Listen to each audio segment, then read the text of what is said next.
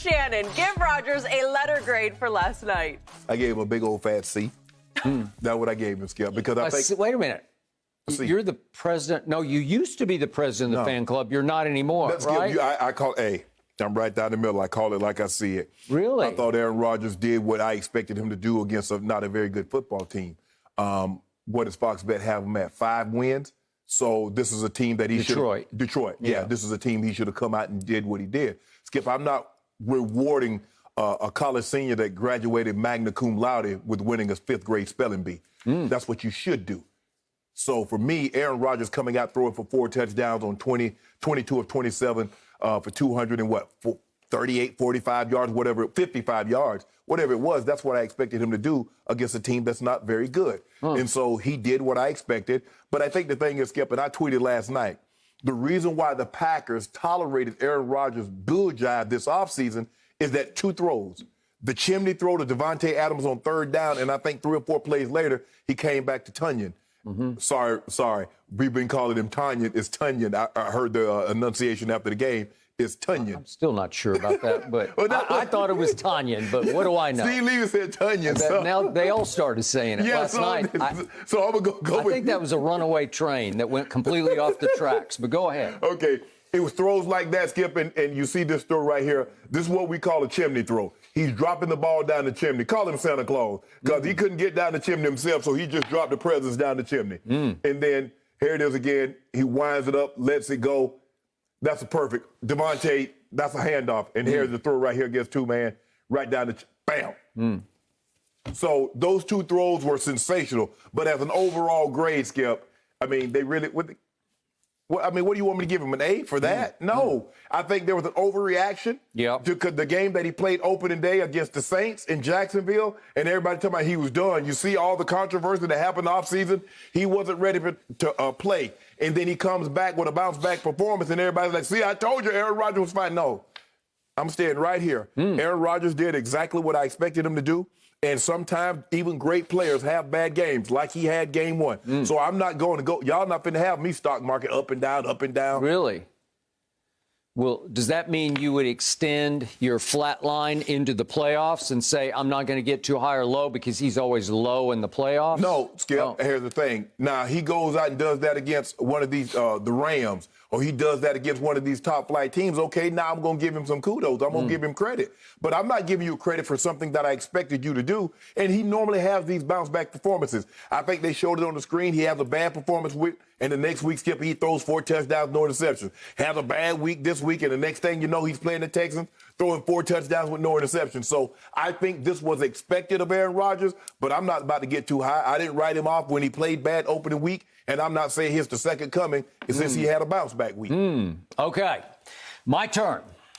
On my favorite quarterback, Aaron Rodgers, the LeBron James of the National Football League. There you go. The biggest diva, the biggest blame-deflecting finger pointer in the National Football League is number 12 for the Green Bay Packers. He is the drama king, and he dramaed our king the whole offseason to the point of indigestion, where I just I was getting actually physically ill having to talk about him day after day on this show.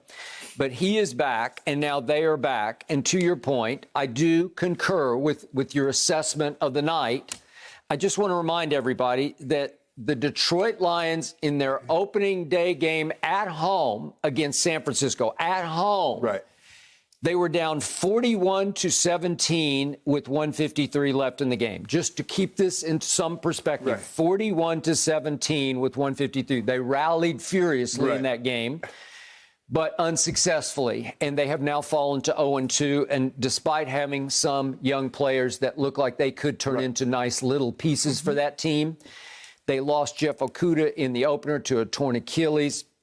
And then they lost that kid, how do you say his name? Melifosu, the rookie. Well, he got hurt on the chimney throw. And he's just a rookie, a 3rd-round pick out of Syracuse. But when I watch him, I see flashes of not greatness, but goodness, where he could be a solid starter for 8-10 years in this league. Yeah, and he hurt his quad somehow as he made the tackle on Devontae on that throw. Okay, so in the biggest picture, when I talk about Aaron Rodgers, he is now 37 going on 38 years of age. He's obviously highly decorated in this league. One of the all-time great quarterbacks. Obviously, he's probably risen into, I don't know, at least the top 10 so far. Yeah, you'd have to put it there. So now you have to assess him. From this point forward, all that matters to me is what does he do for you in the postseason? Right. Because he made such a stink through the offseason that now the onus, the focus is all on the post. Yeah. Because I'm going to remind everybody, he fell to 1-4 in NFC Championship games by stinking up the fourth quarter of the game against Tom Brady and the Buccaneers at Lambeau Field in the NFC Championship game this past season. 1-4. By the way, Tom Brady is now 10-4 in AFC, we're going to talk about Tom Brady. No, you always bring up Brady or you bring up Kevin Durant. We're talking about LeBron. I just want to frame Aaron's achievement by saying he's 1-4 in championship games while Brady is 10-4. So Brady has 9 more championship game wins. But the thing is, Skip, is that if you do it like that, everybody else seems mediocre. Joe Montana, Tom Brady, Aaron Rodgers, Peyton Manning. That's his lot in life. That's who he is. But that's what I'm saying. He is paired with Tom Brady right now. But to say because he's not 10-4 like Brady, therefore he's not any good. Peyton Manning is not 10-4. Joe Montana is not 10-4. That's not true. Okay. Well, I just want to frame it with the fact that Aaron Rodgers went to one Super Bowl long time ago in a galaxy far, far away, 10 years ago, and he won it against the Pittsburgh Steelers, and I give you credit for that. But since then, I don't give you credit for 7 and 8 in the playoffs since the Super Bowl. Okay. And when I look at the 7, we start to look at, could this be that it was the Dez caught it game? And in which they won. Well, that's what I'm saying, but Dez caught it. I mean, he didn't catch it. No, Stop he did. saying Well, that. he did catch it, and we were going to win that game and go on to Seattle. We'd already beaten them in the regular season. We were Super Bowl bound. If you make the call, what did the referee call it on the field? Touchdown. Hold on, but they right under his nose, he called a touchdown, and it was, and you got away with that, right? You have replay. You have review. All right, and then you got Kirk Cousins, and you got what's his name, Joe Webb. Joe Webb? You mean Joe Webb? He's a receiver playing quarterback for the Vikings. Mm-hmm. You're kidding me. And then there was the Giants, the Odell boat trip game, and they came up there and they were not ready to play. You took advantage of that. Then you got the Mason crossbar game where Mason Crosby saved your bacon with those 2 intergalactic field goals at Didn't he get him in field goal range? Okay. Now, you just gave hold on. But which one of those field goals was longer than the one Greg Zuerlein kicked on Saturday? Was that a playoff game? No, but I'm just saying, you gave Dak credit. Talk about Dak did what he's supposed to. My $75 million man got him in field goal range. Well, okay. The second one was that far. It was 56 yards. Okay. 51 and 56, but they were the ugliest looking, weirdest looking, most inexplicable field goals I have ever seen in my life because I can't even figure out how either one of them made it over the crossbar. What do you say about Kawhi's shot? You've never seen a shot from the corner. I thought we weren't bringing up other things. No, but I'm just saying. That's We're doing apples to oranges. It was the luckiest shot I've ever seen. But did it count? Yep, okay. He counted. And he won the championship by hook or crook. But he did. I give you that. Okay? And then we go all the way down to the playoff game that they won last year.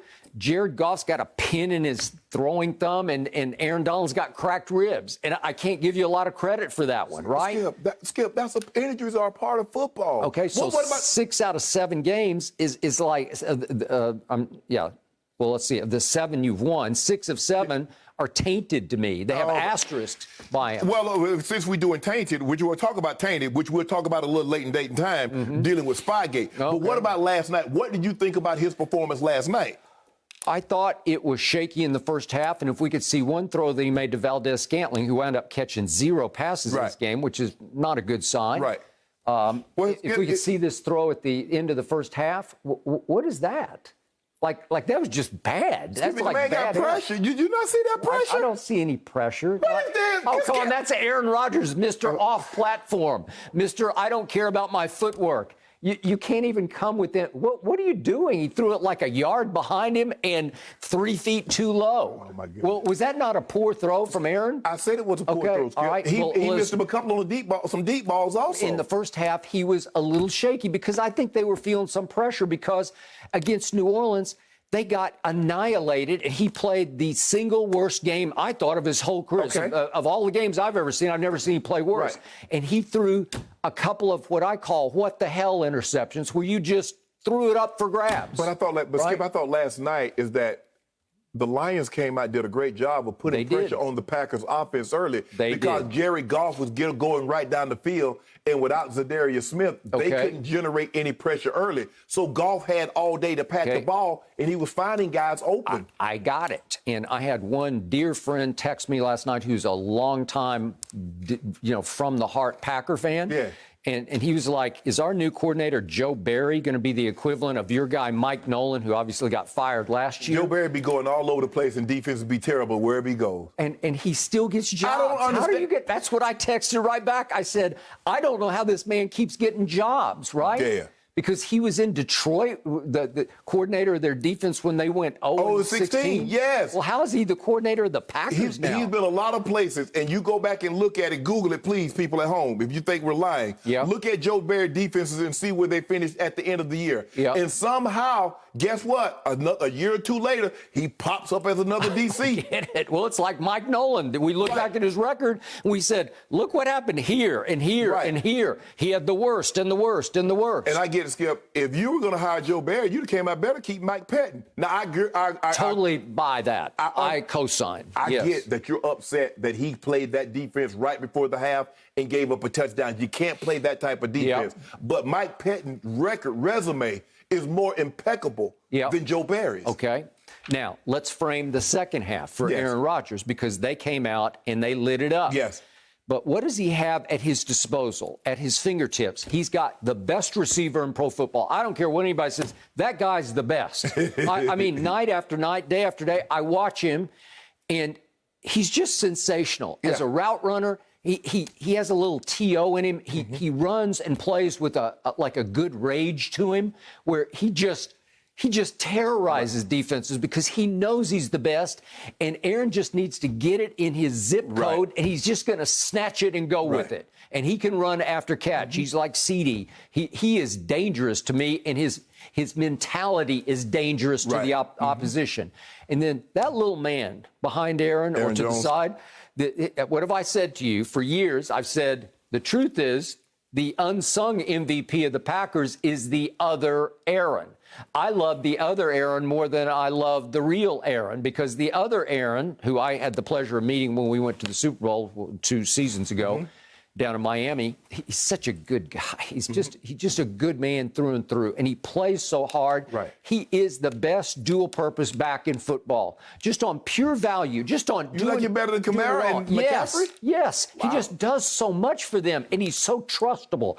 He'll get you big yards carrying. He'll go between the tackles and bang it in there, and he will get wide, and he has such a wavelength with Aaron on all those. He scored 3 touchdowns, and I think it's been on receiving touchdowns. He might have scored 4. I think he got 3 receiving. Yeah, but I mean, he got the 3 receiving. It's the first time a running back's had 3 receiving touchdowns in 6 years in the league. Well, it's special stuff because he is always right there riding shotgun. When you need a big play, he will make a big play. He can catch it down the field. I don't know. He's just... Again, is he as gifted as Kamara? No. Is he as fast as Kamara? No. But listen, on pure value, he torments my Cowboys. He grew up a Cowboy everybody fan. does that to you, Cowboys. No, not everybody does it. Well, that's going to stop this year. But, but in the past, every time, he just loves to lay it on them because he grew up a Cowboy fan and wanted to play for the Cowboys like everybody wants to play for the Cowboys. Everybody does. You wanted to play for the Cowboys. Everybody does. That's everybody's dream that is usually unrealized. No, that's not the case. But Skip, like I said, I'm not going to go overreact. I didn't overreact when he played bad in the first game against the Saints. Skip, I think every great player, quarterback, regardless of the position that you play, has had a game like Aaron had against the Saints opening day. Whether you're an offensive lineman, normally if you're an offensive lineman, you hate to have it because that means your quarterback the shocker, the punchline to what happened on opening day was that same New Orleans that destroyed Green Bay turns around and gets destroyed by Carolina. And I think we inflated it for the simple fact of what Aaron had going on all off season. Okay. Had he been the model citizen, showed up, played, practiced and did all those things. But he wasn't. Right, he wasn't. So now we that's the reason why. So what do we do now? And by the way, the great Shannon Sharpe took him to task just a few days back on last Wednesday, took him to task for not owning the loss. I don't want to hear nothing about no we. I want to hear about you because it wasn't we in Hawaii. It wasn't we that got engaged. It wasn't we that was in Hawaii, taking all these pictures and you on the waterfall, the cascade. I thought you took the whole team to Hawaii. No, ain't no we. It was you. So I don't be talking about no we didn't get off to a great start. That is your responsibility as the captain and as the face of the team. Got it. Now to great Aaron, and this is how he continues to hold Packer Nation hostage, in my view. What happens in the second half? Can we see first the sack? Because he gets rocked on a sack. Remember this. This is right before the chimney throw. Right. This is what happens. They're in trouble. They're down here. They're trailing, and he runs right into a sack. And all of a sudden, as you know, it goes to 3rd and 12 at the 24. And then he does that. That's the next play. 3rd and 12. Well, that's not only guts, but that's a thing of beauty. And then he comes right back to Tunyon, whichever he is. It was a ton of a throw. It was a ton. Yeah. And it's just beautiful. So he gets sacked, and then he turns right around. That's guts. This is greatness. This is all-time greatness right here because you just got sacked, and it's 3rd and 12, and you were trailing the woeful Lions. But Skip, why would you put a rookie in man coverage on Devontae? I don't know. It's 3rd and 12. Yeah. You just figure. No, not on Devontae, a rookie. No, I got it. It looked like he had help from the safety. He was supposed to be over the top, and but he didn't get high. there. He can't get there on that throw. He didn't get there. Yeah. He did not get there. I don't know.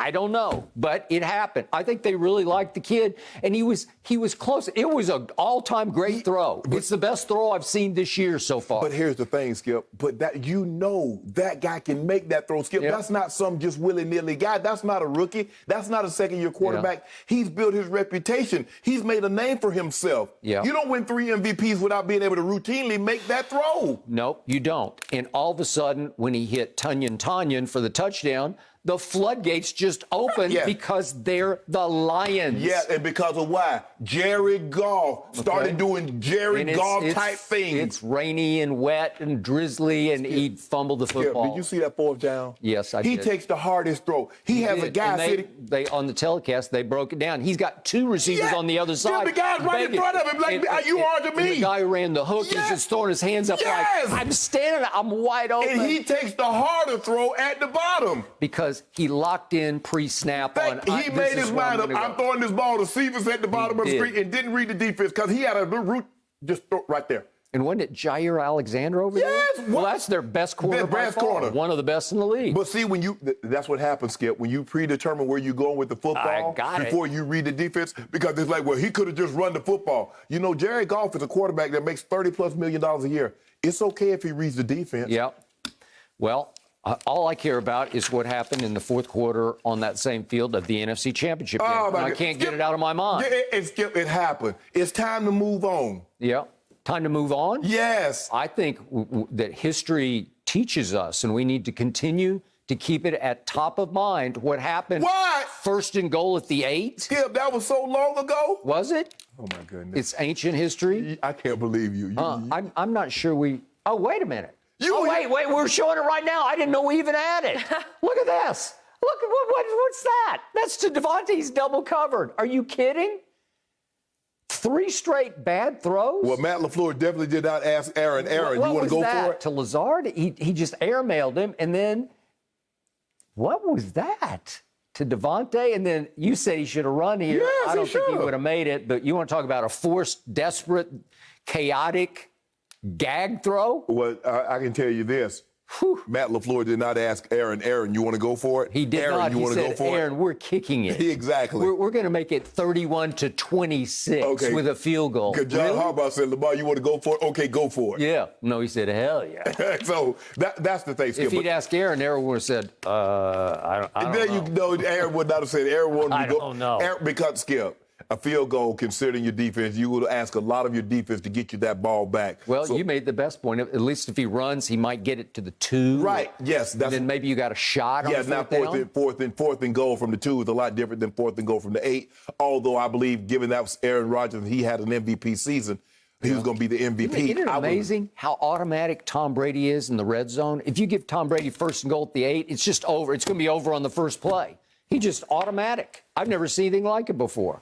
Back to Aaron Rodgers. I gave Aaron Rodgers a C last night because he did what I expect him to do against a team that I do not expect to be very well this year. So he's not getting no flowers. He's not getting a ball of perfume, anything like that from me. He's getting a pat on the back, said, good job, you won. I appreciate that. You are starting to see the light. Ain't no light to see, Skip. Ain't no light to see. Seeing the light because Detroit's 0-2. Minnesota, unfortunately, Virginia is 0-2.